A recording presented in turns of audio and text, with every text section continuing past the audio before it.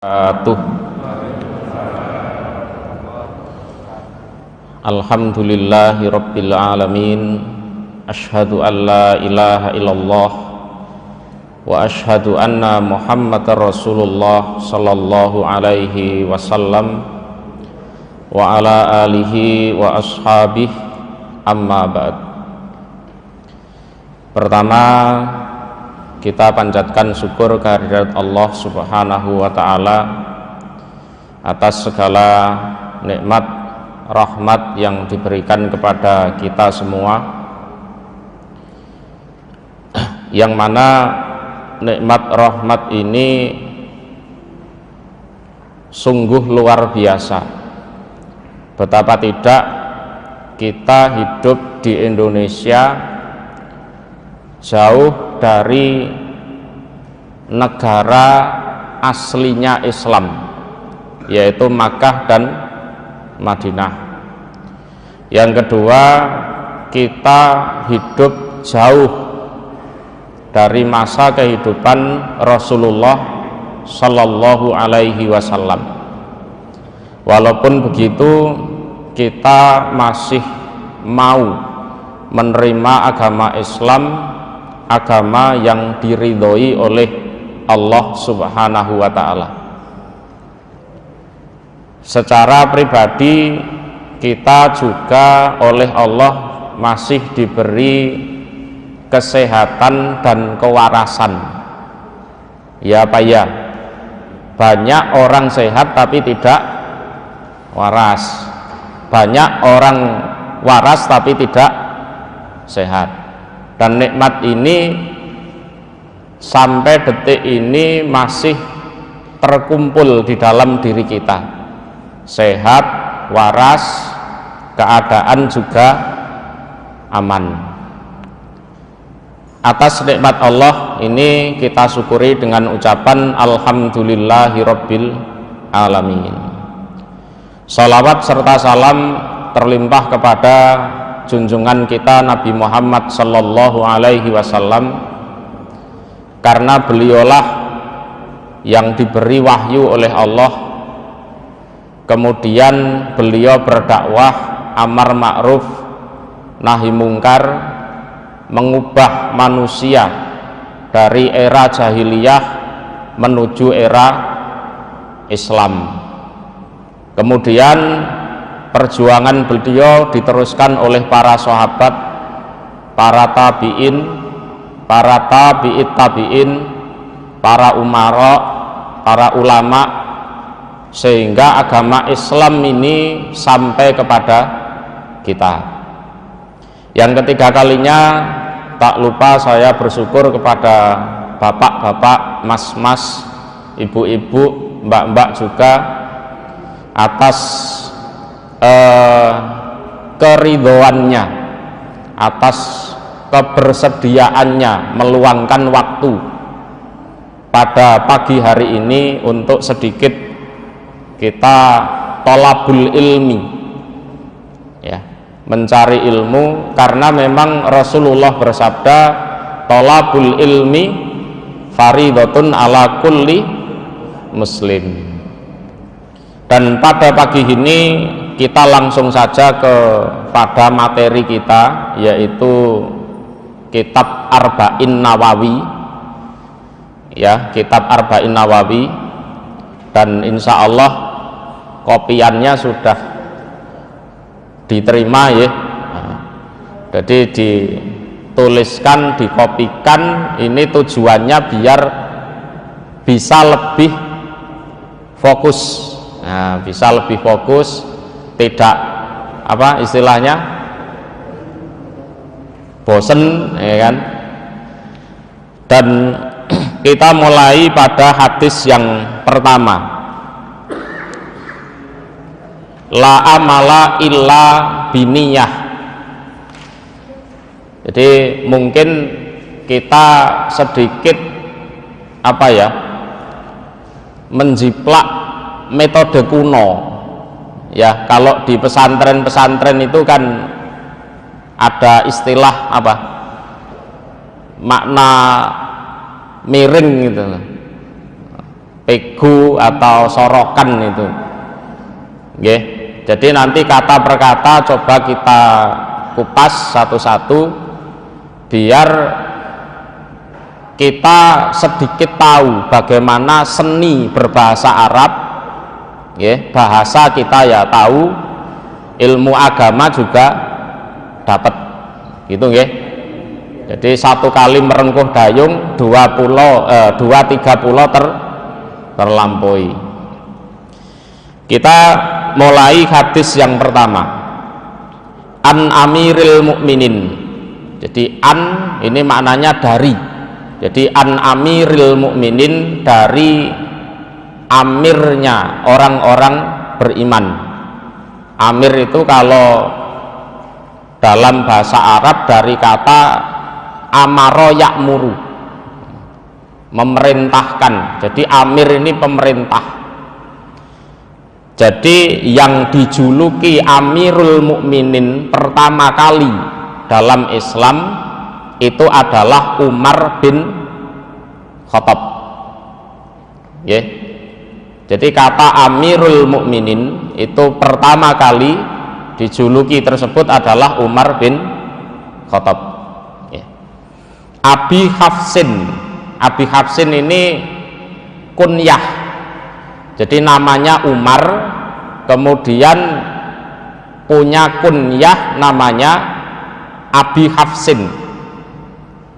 Gitu nggih. Jadi ini sesuatu yang biasa bagi orang Arab. Nggih, ini sesuatu yang biasa bagi orang Arab. Seperti Nabi Muhammad sendiri itu juga punya kunyah Abul Qasim, ya, Abul Qasim. Umar ibnil Khattab radhiyallahu anhu. Jadi Umar bin Khattab ini adalah khalifah kedua sesudah Abu Bakar As-Siddiq, dan beliau terbunuh pas ngimami sholat subuh. Jadi Umar bin Khattab seperti itu meninggalnya pas ngimami sholat. Nggih, zaman dulu jangan dibayangkan ada listrik seperti ini. Nggih, listrik tidak ada. Terus kalau subuh ya betul-betul gelap. Ada orang dari Persia nyamar jadi orang Islam, makmum di situ di saf paling depan, bawa pisau, Pak. Jadi pas ngimami sholat baca itu bacaan Al-Fatihah dan suratnya itu ditusuk. Nah setelah itu 3 hari kemudian beliau meninggal dan dimakamkan di sebelah Rasulullah Sallallahu Alaihi Wasallam. Itu sedikit cerita tentang Umar bin Khattab. Sama Utsman itu juga dibunuh, Ali juga dibunuh. Ya. Qala berkata dianya ini Umar bin Khattab berkata, Sami'tu, aku mendengar Rasulullah pada Rasul Sallallahu Alaihi Wasallam. Jadi aku mendengar pada Rasul Sallallahu Alaihi Wasallam yaqulu, bersabda beliau Rasul. Jadi dulu aku pernah mendengar Rasulullah Sallallahu Alaihi Wasallam bersabda. Ini sabdanya, innamal a'malu binniyat wa innamal likulli imri'in ma nawa. Faman kana hijratuhu ilallah wa rasulih fa hijratuhu ilallah wa rasulih. Wa man kanat hijratuhu lidunya yusibuha aw imra'atin yankihuha fa hijratuhu ila ma hajara ilaih. Ini sabdanya Rasulullah seperti itu. Nggih. Inama sejatinya Jadi inama ini kalau dalam ilmu balaghah namanya tahsis. Dalam ilmu balaghah namanya tahsis, suatu pengkhususan. Al-a'malu, berbagai macam pengamalan, iku binniyati, dengan niat. Jadi segala macam pengamalan itu pasti ada niatnya. Itu pasti ada niatnya. Sampai di sini bisa dipahami ya. Jadi segala pengamalan itu pasti ada niatnya. Wa innama, dan sejatinya, likul limriin, iku bagi setiap orang, ma apa-apa nawa yang dia berniat, dan hasil yang diperoleh seseorang ini juga berdasarkan niatnya apa. Juga berdasarkan niatnya ini apa. Jadi niat ini adalah sesuatu yang ada di dalam hati. Jadi suatu keinginan yang memang pengen dilaksanakan. Lah, selama orang ini masih waras, masih waras dia melakukan sesuatu itu pasti ada niatnya. Kalau ndak ada niatnya, ini kalau dihubungkan dengan riwayat lain, itu paling orangnya gila. Ndak ada niatnya soalnya. Jadi kolam yang untuk nulis amalan oleh malaikat itu diangkat dari 3 orang ini. Pertama, anak kecil sampai dia balik. Ini. Yang kedua, orang tidur sampai dia bangun. Yang ketiga, orang gila sampai dia waras. Jadi selama belum balik ini, selama tidur, entah mau ngelindur model apa, itu tidak ditulis oleh malaikat. Atau orang gila saat dia masih gila. Nah, begitu dia waras itu baru ditulis. Gitu nggih. Faman, maka barang siapa kanat yang ada opo hijratuhu, hijrahnya dia. Lah ini nanti ada pembahasan tentang kata hijrah. Ada pembahasan tentang kata hijrah. Ilallah, pada Allah, wa rasulihi, dan pada utusannya Allah. Fahijratuhu, maka hijrahnya dia, orang tersebut, itu ilallah, pada Allah, wa rasulihi, dan utusannya Allah. Nah, sabdanya Nabi ini didengar oleh Umar bin Khattab memang pada saat Nabi dan para sahabat diperintahkan hijrah dari Mekah ke Madinah. Dari Mekah ke Madinah. Lah, dalam masalah hijrah ini, maksudnya yang dari Mekah ke Madinah, ini berakhir sesudah Fathu Mekah. Sesudah Fathu Mekah. Jadi Rasulullah itu dakwah di Mekah selama 13 tahun. Kemudian oleh Allah diperintahkan untuk hijrah dari Mekah ke Madinah. Lah, ya sudah, Rasulullah dan para sahabat hijrah di sini.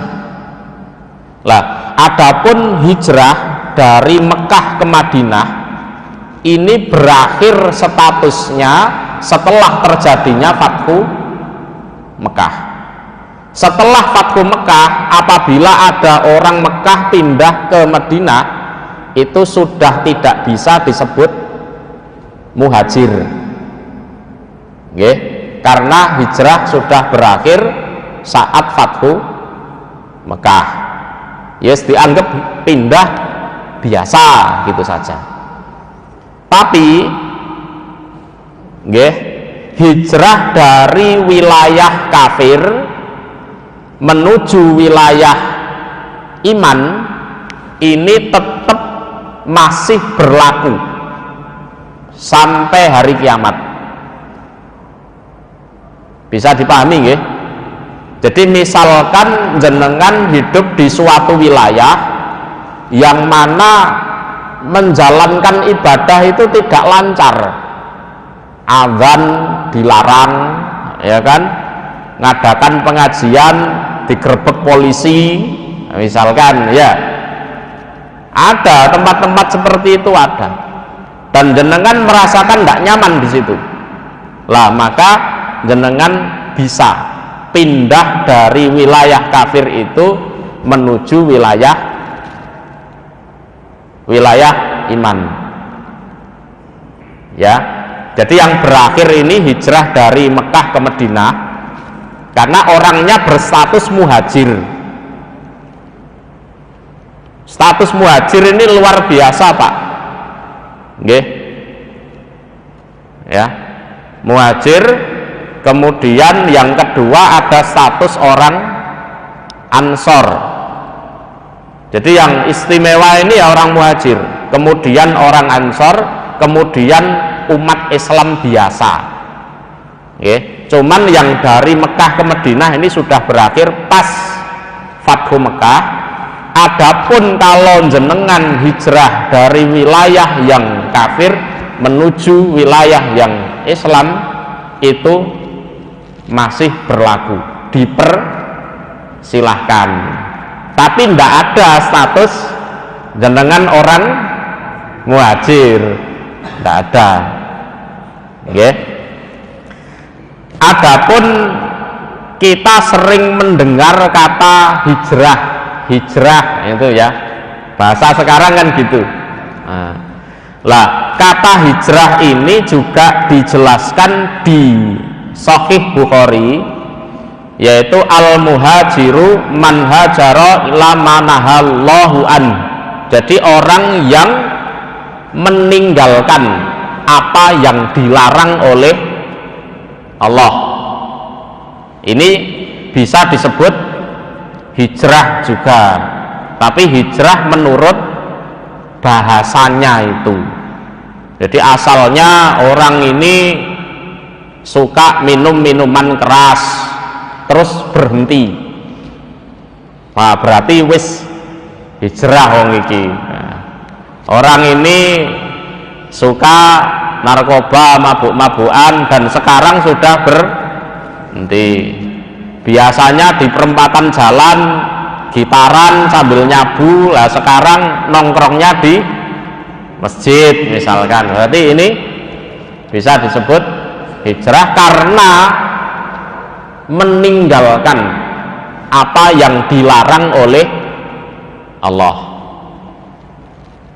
Bisa dipahami ya? Kemudian dalam hijrahnya Rasulullah dan para sahabat ini ada masalah di sini. Jadi waktu itu ada perempuan cantik memang, yang mana ikut Rasulullah hijrah dari Mekah ke Madinah. Sementara banyak orang yang menginginkan dia jadi istrinya. Lah, untuk apa? Meraih simpati dari perempuan ini, lah ada beberapa orang yang ikut hijrah juga. Ben wong wedok iki iso dadi bojoku. Lah ini, jadi secara lahiriah amalannya baik, hijrah ya dari Mekah ke Madinah, tapi secara batin niatnya napa? Golek wong wedok. Ini masalahnya di sini. Secara lahiriah semuanya baik. Ada yang lillahi ta'ala, ada yang cari perempuan, ada yang cari dunia. Maka Nabi mensabdakan hadis ini. Ngoten nggih ceritane. Ya. Jadi misalkan orang di masjid inilah mungkin 100 atau 200 orang. Secara lahiriah baik, wong salat kok. Nggih. Salat ngaji kan gitu kan. Secara lahiriah kelihatan baik. Tapi secara batin belum tentu. Nggih. Ada yang motivasi hijrahnya itu karena pengen cari perempuan, cari istri. Ada juga orang yang motivasi hijrahnya itu untuk dunia. Jadi hidupnya di Mekah itu menderita, Pak. Ya, jualan ndak laku, ya kan?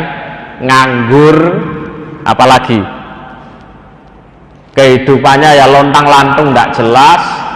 Terus dia pengen hijrah. Aku tak hijrah, barangkali kehidupanku nanti di Madinah menjadi lebih baik. Barangkali nanti bisa jualan lancar, bisa dapat pekerjaan. Jadi ini pembahasannya adalah secara lahiriah semuanya baik, hijrah dari Mekah ke Madinah, tapi secara batin tidak sama. Lah, maka Rasulullah mensabdakan seperti ini, barang siapa yang hijrahnya murni karena Allah dan karena utusannya Allah, maka hijrahnya itu betul-betul untuk Allah dan untuk utusan Allah. Ya dapat pahala betul ini. Nggih. Allah tidak akan menyia-nyiakan janjinya. Dan kita lanjutkan, waman dan barang siapa kanat yang ada apa hijratuhu hijrahnya dia lidunya untuk mencari keduniaan, yaitu tadi di Mekah nganggur, barangkali nanti kalau pindah ke Madinah dapat pekerjaan. Di Mekah melarat, barangkali nanti di Madinah kehidupannya lebih baik. Yusibuha yang memperoleh dia pada keduniaan, awim ro'atin atau mencari seorang wanita, ya, mencari seorang wanita, yang kihuha yang menikahi dia pada wanita tersebut, fahijratuhu maka hijrahnya orang tersebut ilama pada apa-apa hajaro yang hijrah dia ilaihi pada apa yang dia niatkan itu. Ilaihi rujukannya pada mahajaro. Itu kalau dapat. Ini ada catatan. Jadi waman kana hijratuhu lidunya yusibuha awim ro'atin yang kihuha fahijratuhu ila mahajaro ilaihi. Kalau dia hijrah karena cari keduniaan atau cari wanita untuk bisa dinikahi, ya hijrahnya itu yang dia dapat. Itu kalau dapat, ya betapa banyak wanita cantik yang memperebutkan 10 orang, ya kan? Yang dapat berapa? Cuma 1, yang 9 ngaplu, nggih mboten? Atau bisa juga 10-10-nya enggak dapat semuanya, karena dijodohkan sama laki-laki lain, ya kan? Betapa banyak orang pindah dari suatu wilayah, dari desa ke kota, biar ekonominya mapan. Tapi apa yang terjadi? Di kota juga tetap miskin, ya enggak? Malah sejahtera teman-temannya yang tidak ikut organisasi itu, ya kan? Jadi kalau masalah perempuan atau masalah dunia secara umum, kalau kita niat untuk cari perempuan itu atau cari keduniaan itu, ada catatan, iya kalau dapat. Kalau enggak, pahala enggak dapat, perempuan juga enggak dapat, dunia juga enggak dapat. Artinya apa? Amalan lahiriah yang baik itu juga harus diiringi niat yang benar. Kalau ndak ada gunanya. Banyak sekali ya orang melakukan amalan baik tapi ternyata punya hati yang tidak benar. Sholat misalkan, kebetulan calon mertua ada di samping ini, dikhusuk-khusukkan Pak, Allahu Akbar, keliru, ulang lagi gitu, Allahu Akbar, biar dapat simpatinya ini. Jadi ibadah yang seharusnya ini untuk Allah, ya sudah, persembahkan untuk Allah, jangan dipersembahkan kepada selain Allah. Ini nanti jadi masalah, ya, ujung-ujungnya riya, ya. Dan kalau yang kita riya ini nggak merespon, kita akan kecewa. Jadi pamer amalan baik yang seharusnya untuk Allah kepada manusia, niku napa jenenge? Riya, asyirkul asghar. Iya kalau yang dipameri merespon. Kalau ndak, apa ujungnya? Kecewa. Terus piye? Jadi niatnya harus lillah wa rasulih. Terus untuk bisa niat lillah wa rasulih, maka harus dibekali dengan ilmu. Semua harus diilmoni, ya. Kita harus punya ilmu. Kalau enggak, masya Allah rugi besar itu, ya. Tidurnya orang yang enggak berilmu itu ya cuma sekedar tidur Pak. Tapi kalau orang berilmu, aku tidur ini biar nanti bisa bangun malam, sholat tahajud, pahala itu tidurnya. Aku tidur ini biar aku tidak melihat perempuan yang berkeliaran pakai rok mini, pahala Pak itu, okay? Walaupun tidur. Jadi semuanya harus diilmui. Dan di sini kalau kita niat dengan niat yang benar lillah wa rasulih, itu masalah dunia itu juga dicukupi oleh Allah, ya. Gambaran sederhananya, sampeyan beli kambing itu pasti dapat apa? Talinya itu loh, nggih ngoten. Tuku wedhus katutan tampari. Tapi nek sampean tuku tampar katutan wedhus nopo mboten? Jangankan kambing, kucing aja nggak nyangkut itu. Ya. Jadi ini pentingnya niat yang benar, lillah wa rasulih. Jadi kesempatan kita hidup, umur kita sudah berapa, tinggal berapa, lah mari diilmoni. Biar apa? Secara niat kita benar. Nggih, sehingga kita melek, nggih, sampai tidur melek lagi itu pahala semua. Ada hadis menjelaskan begini, Pak. Ini Rasulullah bersabda, aku sangat bahagia tentang hukumnya Allah terhadap orang yang beriman. Kenapa? Pada saat dia mendapat kenikmatan, dia memuji pada Allah dan bersyukur. Pada saat dia mendapat musibah, dia memuji Allah dan bersabar.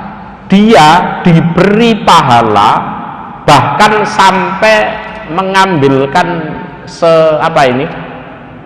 sesuap makanan dimasukkan ke mulut istrinya, itu jadi pahala. Lah piye ben iso ngono? Lah makanya itu tetap harus diilmoni. Makanya ngajinya jangan bosen ini nanti, nggih. Rawahu Imam al-Muhaddisin. Jadi hadis ini diriwayatkan oleh dua imam para ahli hadis. Ya, jadi dua imam para ahli hadis. Yang pertama adalah Abu Abdillah Muhammad bin Ismail bin Ibrahim bin Mughirah bin Bardisbah al-Bukhari. Pernah dengar kata Bukhari? Okay. Jadi kitab tersahih setelah Al-Quran itu ya Sahih Bukhari itu. Ini penyusunnya bukan orang Arab, Pak. Ini asalnya dari, kalau sekarang itu masuk wilayah Uzbekistan. Bukhari itu bukan orang Arab. Okay. Yaitu rahmatnya Allah seperti itu. Dzalika fadlullahi yu'tihi may yasha wallahu dzul fadlil azim. Ya, ini penyusun kitab Sahih Bukhari. Namanya adalah Muhammad bin Ismail. Yang kedua adalah Abul Husain Muslim bin Hajjaj bin Muslim Al-Qusairi An-Naisaburi. Naisaburi ini juga wilayah Uzbekistan. Kalau sekarang loh ya, daerah situ, Pak. Ya, yang mana dua kitab ini, Sahih Bukhari dan Sahih Muslim, ini adalah kitab tersahih sesudah Al-Quran. Wis dijamin kesahihannya. Atau dalam redaksi lain mungkin tertulis muttafaqun alaih. Jadi hadis yang disepakati oleh Bukhari dan Muslim. Nah, kalau itu ya sudah dipastikan sahih. Ini sudah 30 menit belum ini? Tambah dikit lagi ya. Kita masuk ke hadis yang kedua sekarang. Maratibuddin. Jadi susunan agama. Ya. Jadi agama ini ada 3 susunan, 3 unsur yang kita harus memenuhi. 3 ini. Pertama adalah Islam, kedua adalah iman, yang ketiga adalah ihsan. Dan insya Allah hadis ini masyhur. Nah, Di samping sahih juga masyhur ini. Jadi ada Islam, ada iman, ada ihsan. Ya. An Umar radhiyallahu anhu, sama dari Umar bin Khattab radhiyallahu anhu. Ya. Aidan juga qala berkata dia Umar, ya. Bainama nahnu, di saat kami iku julusun, duduk-duduk, ya. Inda Rasulillah, di sisi Rasul sallallahu alaihi wasallam, dzata yaumin, suatu hari. Nah, perhatikan sikapnya Rasulullah itu enggak jaim, nggih. Ya wis nongkrong karo para sahabatnya itu, duduk ngobrol, ya.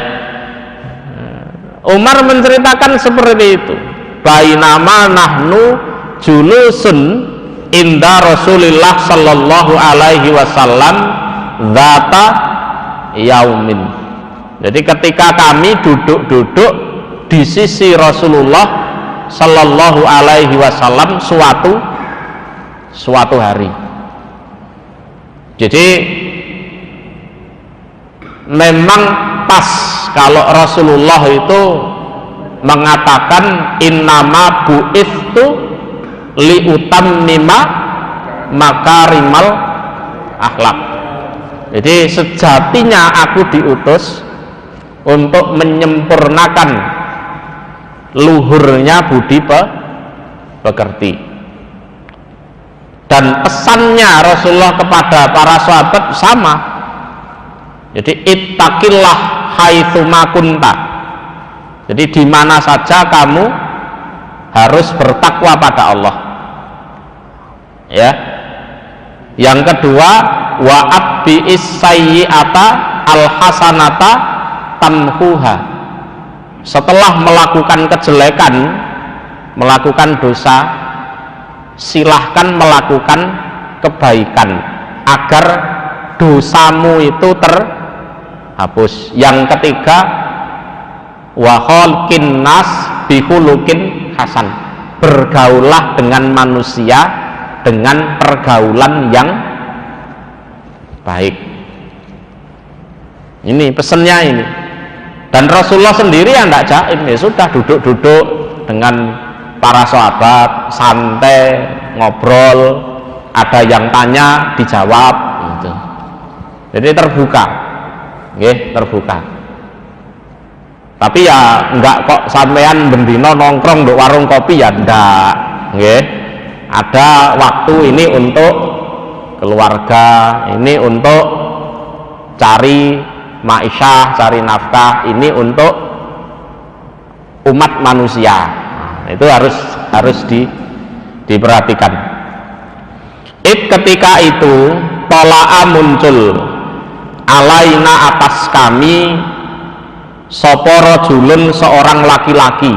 Ini ceritanya malaikat Jibril yang apa? Kalau orang Jawa bilang membo, napa? Menjelma menjadi seorang laki-laki. Ya, ini ceritanya adalah malaikat Jibril. Nah, jenengan tak kasih bocoran dulu. Ini adalah malaikat Jibril. Karena menurut ceritanya ini Umar pun belum tahu ini siapa ini. Pokoknya ada orang datang. Ya, enak jenengan tak kasih bocoran. Nek dudu konco udah gak tak kayak bocoran. Karena ini kisahnya para sahabat belum tahu kalau itu malaikat Jibril. Ya. Sadidu bayadis siap, yang sangat luar biasa putih pakaiannya. Pakaiannya putih bersih gitu. Lah ini juga salah satu sunnah kalau kita berangkat untuk cari ilmu, nah, pakai pakaian yang putih, yang bersih gitu nggih. Ya, itu ya ndak kok keharusan harus putih, ya ndak, hitam juga ndak apa-apa. Ya. Sadidu sawadis sya'ri, yang luar biasa hitam rambutnya. rambutnya hitam. La yura, tidak dilihat, alaihi, atas laki-laki tersebut, opo asarus safar, bekasnya bepergian. Ya, safarnya zaman dulu itu jalan kaki, Pak. Ya. Atau kalau orang kaya itu naik onta, yes, telemek gitu. Ya, kalau sekarang safarnya orang Indonesia ke Saudi misalnya 9-10 jam nyampe. Kalau dulu dari Indonesia ke Saudi sana ya bisa berapa tahun itu kalau naik onta, ya kan? Lah, orang ini semua sahabat tidak ada yang kenal, ya, pakaiannya bersih, rambutnya hitam, tidak terlihat dia habis bepergian jauh. Kalau habis bepergian jauh kan rambutnya kusam, bajunya kusam, baunya juga enggak enak. Tapi ini enggak, ini bukan orang Madinah, bukan orang Madinah, tapi pakaiannya bersih, rambutnya hitam, enggak ada yang kenal. Kalau dianggap orang jauh, enggak ada bekas-bekas habis bepergian. Ya, mereka bingung siapa ini. Untung jenengan tak kasih bocoran tadi, itu adalah malaikat Jibril. Ya. Wala ya'rifuhu, dan tidak kenal pada dia, minna, dari kalangan kami sahabat yang ngumpul bersama Nabi itu, sapa ahadun, seorang pun, dan tidak ada yang kenal. Hatta jalasa, sehingga dia duduk, ilam Nabi, pada Nabi sallallahu alaihi wasallam, duduk di depannya Nabi. Fa'asnata, maka dia menyandarkan rukbataihi, pada dua lututnya, ila rukbataihi, pada dua lututnya Nabi. Oke, ini kaki diteguk gini, disandarkan gini, adep-adepan. Ini posisi mencari ilmu yang baik itu seperti ini, nggih, cedek karo gurune. Nah, karena memang zaman dulu ndak ada pengeras suara. Kalau sekarang ya nduk pojok kono ya krungu, ya kan? Di sana juga denger, ya, ya, posisinya seperti ini. Bahwa doa, dan dia meletakkan kafaihi, pada dua telapak tangannya, ala fakhidaihi, atas dua pahanya. Ini pahanya dia sendiri, jadi jangan salah naruh rujukan, ya. Jadi dia letakkan dua telapak tangannya di atas pahanya. Nah, ini posisi ngaji yang baik itu seperti ini. Jadi dengan posisi yang tawadhu seperti itu, nggih. Waqala, dan berkata dia, laki-laki tersebut, ya Muhammad, wahai Muhammad. Manggilnya juga apa? Zambal. Kalau sahabat terdekat tidak berani manggil seperti itu. Paling tidak ya Rasulullah, ya Nabi Allah. Kalau sahabat-sahabat yang jauh, istilahnya orang Badui, ya pantas gitu, ya. Ya Muhammad, wahai Muhammad, akhirni, mengkabarilah engkau, ni padaku, anil Islam, dari Islam. Jadi kabarilah aku tentang Islam. Islam itu yang bagaimana? Faqala, maka bersabda sapa Rasulullah sallallahu alaihi wasallam, al-Islamu, Islam itu adalah antashhada, jika kamu bersaksi, an, bahwa la ilaha, tidak ada, apa maknanya? Tidak ada Tuhan atau sesembahan yang pas, sesembahan, okay? jangan salah taruh makna ya. La ilaha, tidak ada sesembahan. Perbandingannya gampang kalau kita baca surat An-Nas itu loh. Ada kul a'udzu birabbin nas, ayat kedua malikin nas, ayat ketiga ilahin nas. Jadi Rabbun sama ilah itu beda. Nggih. Kalau Rabbun ini bisa bermakna Tuhan, tapi kalau ilah ini bermakna sesembahan. Jadi tidak ada sesembahan yang benar untuk disembah illallah kecuali Allah, ya. Dan ini disaksikan berikut segala konsekuensinya. Ya, kalau nyembah Allah betul ya sudah, tidak boleh tolah-toleh kepada selain Allah. Wa anna Muhammadan, dan sesungguhnya Nabi Muhammad iku Rasulullah, utusan Allah. Ada yang bertanya seperti ini, misalkan kita jadi saksi di pengadilan, okay. Ini kan kaitannya dengan antashada alla ilaha illallah. Orang jadi saksi itu kan minimal melihat, gimana, atau mendengar, atau merasakanlah paling tidak. Lah bagaimana mungkin kita tidak pernah melihat Allah? Itu pertanyaannya seperti itu. Tidak pernah mendengar suaranya Allah, tidak pernah merasakan Allah, kok kita bersaksi? Gimana itu? Ada pertanyaan seperti itu. Ya, jawabannya ya mudah, ya.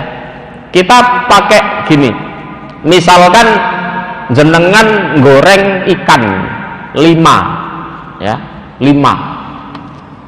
Terus habis goreng, taruh piring, jenengan tinggal mandi, kerannya dinyalakan sambil nyanyi misalkan, ya. Ya, setelah keluar ikan yang asalnya 5 itu tinggal 3. Apa yang jenengan yakini? Pasti ada yang ambil, walaupun jenengan tidak melihat, ya, siapa pelakunya, tidak mendengar suaranya, juga tidak merasakan. Tapi ikan yang asalnya 5 jadi 3, atau ikan yang asalnya 5 jadi 8. Jenengan tidak lihat siapa yang nambahi, juga tidak dengar suaranya, juga tidak merasakan. Ya seperti itu, ya. Kita hidup dulu, ada mbah kita, ya, mbah kita meninggal, mbah kakung dulu atau mbah putri dulu. Tapi lama-lama kita menikah, punya anak, ya. Lama-lama kemudian orang tua kita yang meninggal, tapi kita punya cucu dan seterusnya, ya. Itu siapa yang mengurangi, yang nambahi? Allah, ya kan? Bisa dipahami, ya. Walaupun kita tidak dengar suaranya, tidak pernah lihat Allah itu gimana, tidak pernah merasakan, tapi dengan alam semesta ini, kalau kita bisa berpikir jernih, kita bisa menyaksikan bahwa tidak ada sesembahan yang benar untuk disembah selain Allah. Ngoten nggih? Ya. Wa tuqimah, dan menegakkan kamu as-sholata pada sholat. Nah, sholat ini secara bahasa, secara lughah artinya adalah berdoa.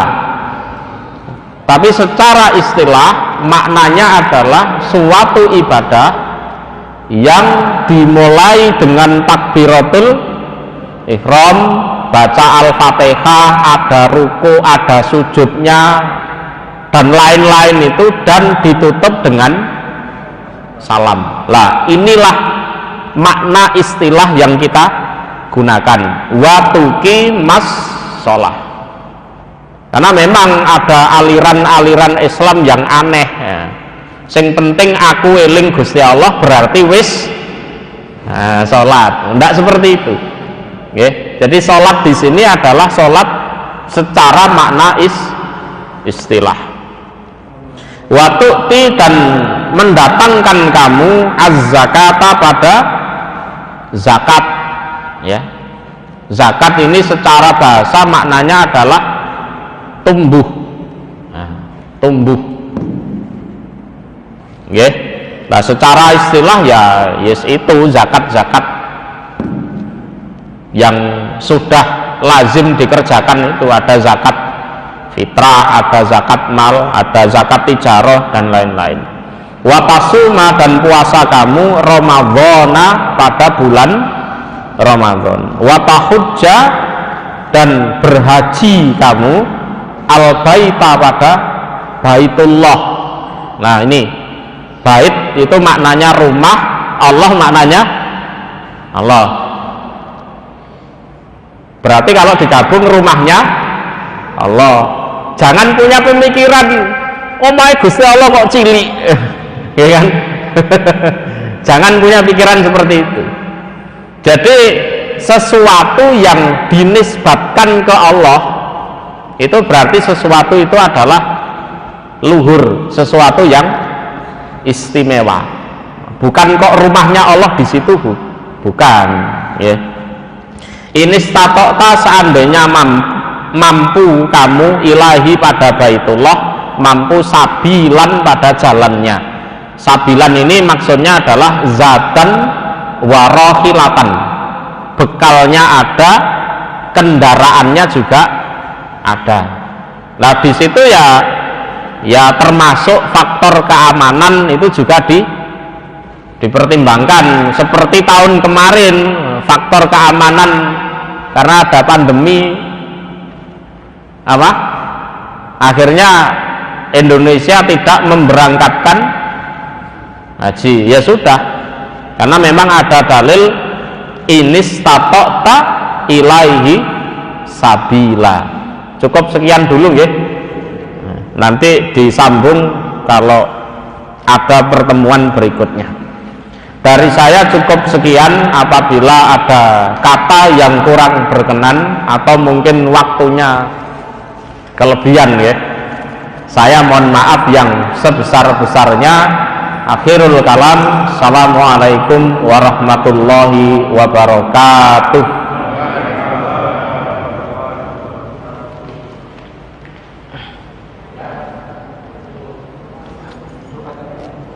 Napa? Loh, jenengan mawon monggo.